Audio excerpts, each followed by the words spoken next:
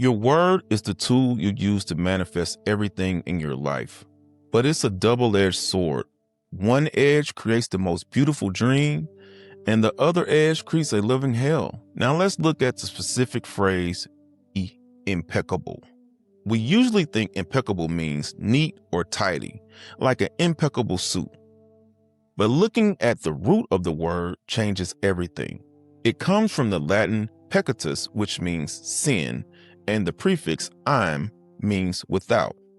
So impeccable literally means without sin. Now hang on. Don't tune out. This isn't a religious sermon. In Toltec concept, a sin is simply anything you do that goes against yourself. When you judge yourself, that's a sin against yourself. When you blame yourself, sin. When you speak your truth and empower yourself, that's being impeccable.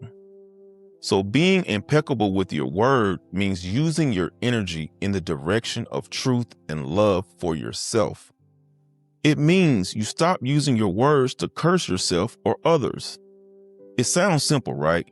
But let's look at how we actually live. I want you to take a second and think about the conversation you had with yourself this morning.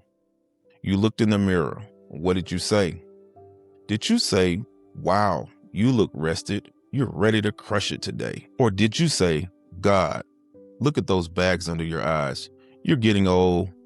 You're getting fat"? For 90% of us, it's the second one. The first major violation of the agreement, we use the power of our word to tear ourselves down. We call ourselves stupid, lazy, incapable, ugly. Ruiz calls this black magic. We're casting spells on ourselves all day long. I remember a client I worked with, let's call him Mark. Mark was brilliant, a great architect, but every time he made a tiny error, he would mutter, "I'm such an idiot." He said it 10 times a day. "I'm an idiot. I'm an idiot." He thought he was just being humble or holding himself accountable, but he wasn't. He was reinforcing a neutral pathway. He was agreeing with the idea that he was incompetent. And guess what? He started missing deadlines. He started doubting his designs. His reality began to match his word. To be impeccable means to stop rejecting yourself. Here's a challenge for you. Imagine your word is a literal paintbrush. Every time you speak or think about yourself, you're adding paint to the canvas of your self-image.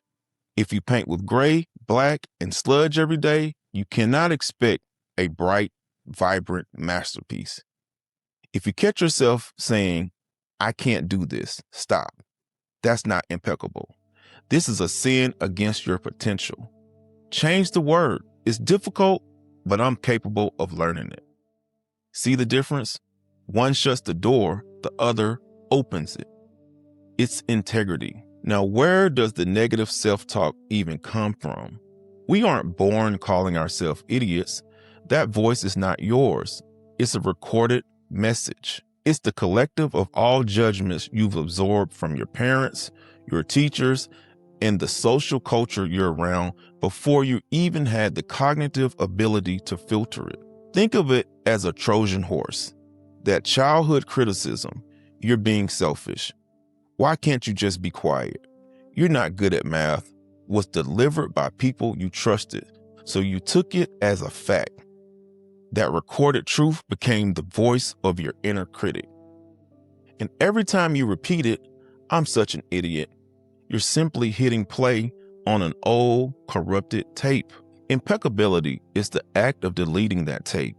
It's the conscious choice to say, "The agreement I made with that limiting belief is now void." You place the old script not with fluffy affirmations, but with factual, impeccable statements. Instead of, "I'm a terrible public speaker," the impeccable word is, "I'm a person who is currently learning to be more comfortable with public speaking." It's an honest, sinless statement that directs your energy toward growth, not self-destruction. The Mindset Manual with Myron Williams.